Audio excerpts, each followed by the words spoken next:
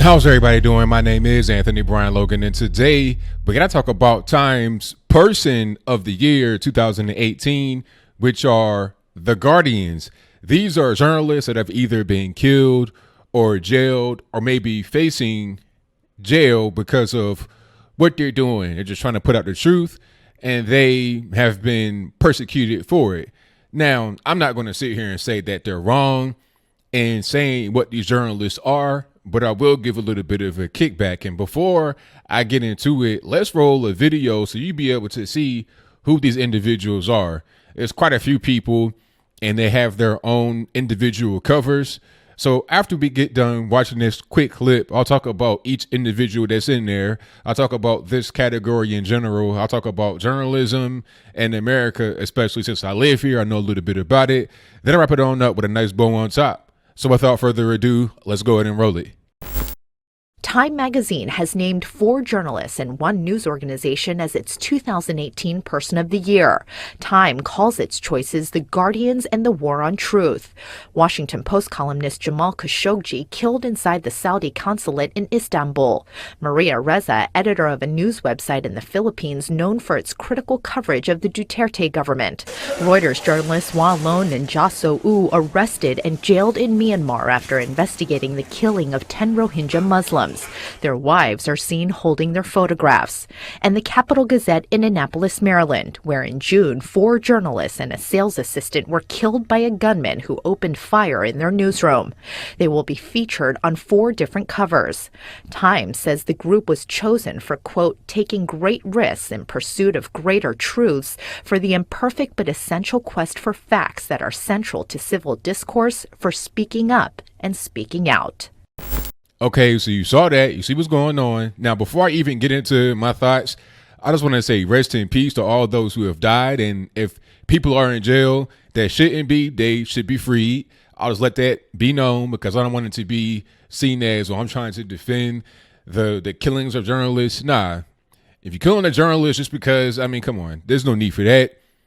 However, this category was picked simply because the editors at Time Magazine want to attack Trump. Matter of fact, there's a short article that I will link to in the box below that explains the rationale behind selecting the Guardians for Time's Person of the Year.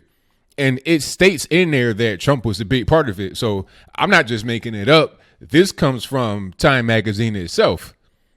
They're also talking about how important it is to preserve democracy and all this and that. But journalists aren't completely innocent here. Not at all. We've seen time and time and time again how journalists put out false information. Matter of fact, in the piece that I read from Time Magazine where they were talking about how Trump is attacking fake news and others are attacking fake news and this really shouldn't be a thing, Hillary Clinton was the main one who started that whole chant of fake news. She did this whole big news conference, this press conference about fake news, talking about how we got to fight it, we got to stamp it out, this, that, and the third. Matter of fact, in this particular piece that I've read from Time Magazine, they were talking about how social media is allowed to go unchecked and information just flows about. So who's going to be the grand arbiter of what information should be out and what information shouldn't be out there?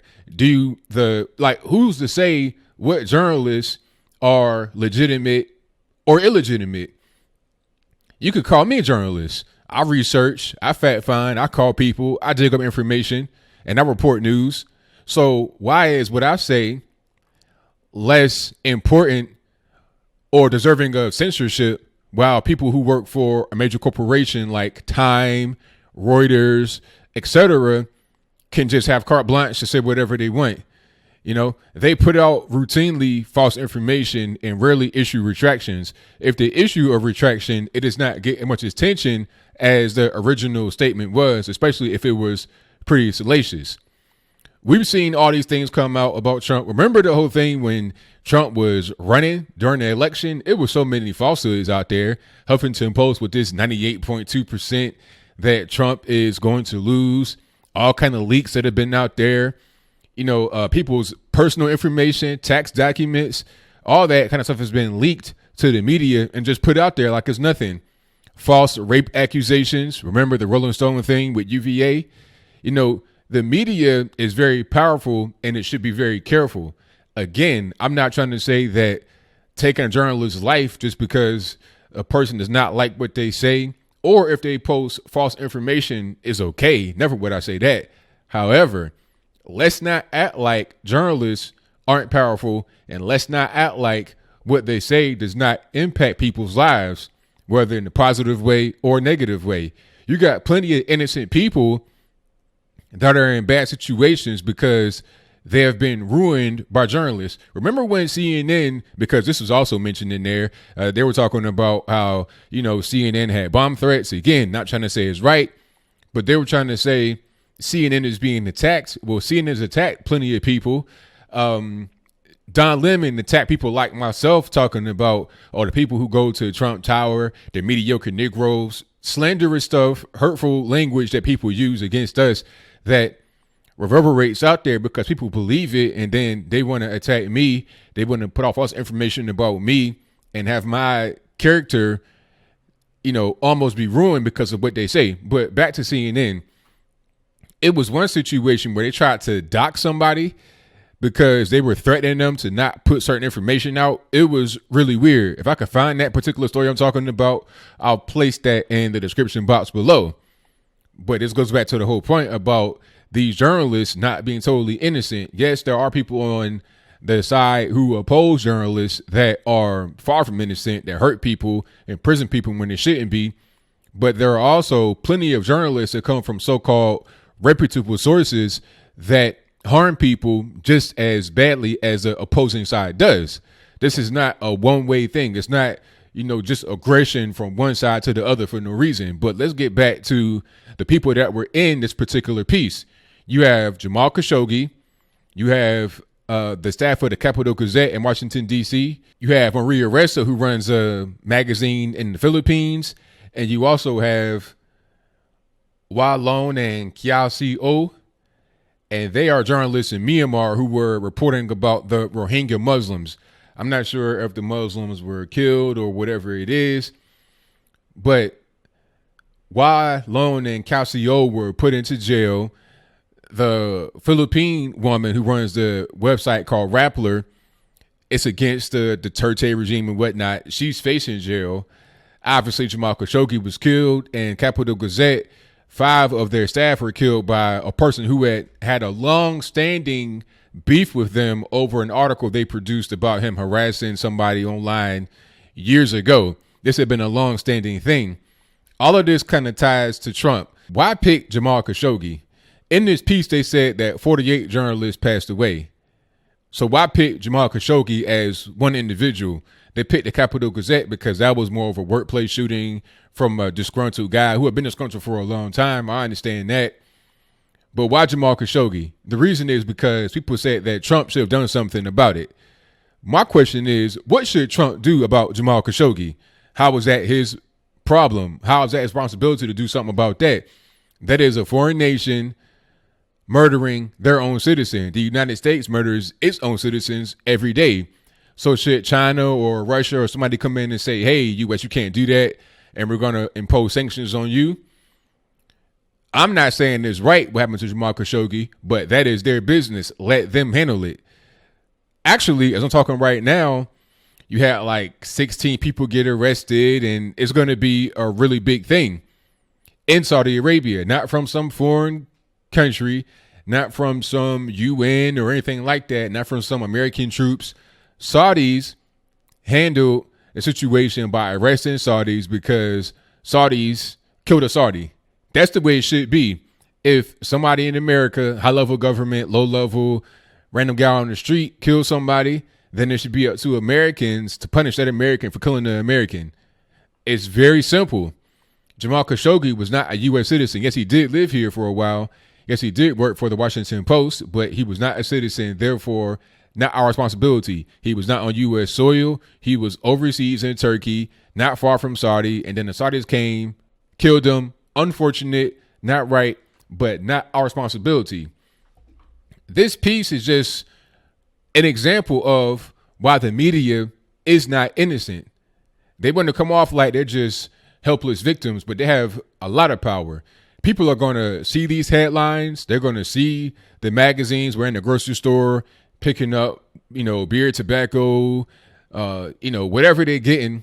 And they're going to look at it and be like, oh, okay, I've been hearing about that guy. Isn't it the guy that Trump said it was okay to kill because he hates journalists? That's what they're going to think, because this is what has been put into their mind by the media every day. And then guys like myself and many others have to be on alternative platforms to counteract the falsehoods that some media puts out there. I'm not going to sit here and say that everybody in the media and all media stations constantly put out false information, but let's not act like this is not a serious issue.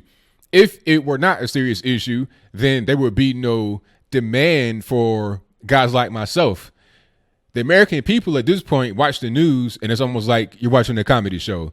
It's so much false information, misleading information, salacious headlines, because sometimes, or a lot of times, they'll put out a real piece of information, but then the way they report on it will make it seem like it's more severe than what it is, or like it's a thing that it's not.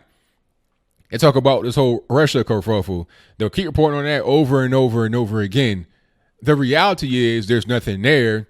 It's a nothing burger, much ado about nothing, a brouhaha over an empty vessel, but the media will report on it in a way that makes the average person believe there's more to it than there is. So now I keep getting questions. What about Russia? Trump lied about Russia. And people are so emotional, so angry, because that's the power the media has. They have the power to be in your home every day and give you your marching order, so to speak. They set the tone for you and how you react to political things. They are kind of involved with the election process.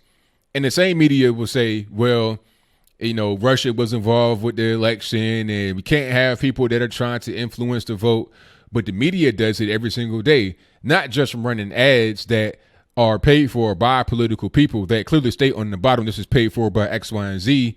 They present their opinion and viewpoint as the only viewpoint that is appropriate, and everyone else's is inappropriate.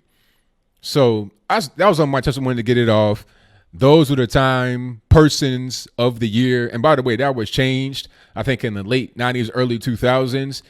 Before that, there weren't really many women that were chosen as a Man and Woman of the Year. After that, there was an explosion of it because, hey, you got to be more inclusive. And maybe one day, if not already, there's going to be an individual on there who's not a man or a woman. They have whatever kind of gender they created, space alien unicorn. That's their gender. So they don't want to be labeled as man or woman. Maybe even down the road, you have to say time. I don't know, whatever you want of the year. You got these furries and whatnot, but I'll just pause right there and move on to my closing. That is all I got. So what say you? Do you think that the Time Person of the Year was appropriate? The Guardians.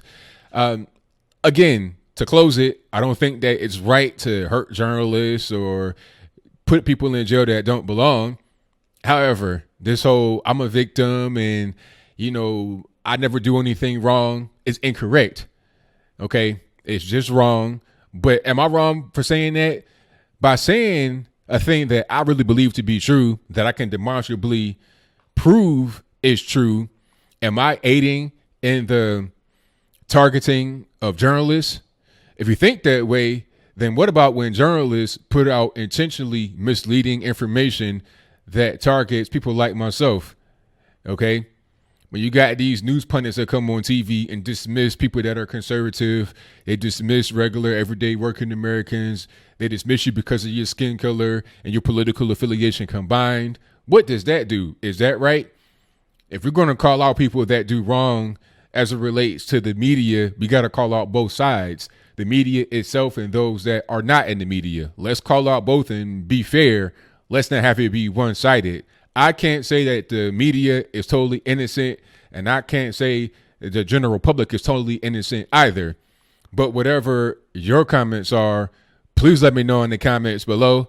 And that's all I got to say for this video. If you like what you heard, please comment, rate, share, and subscribe. Peace.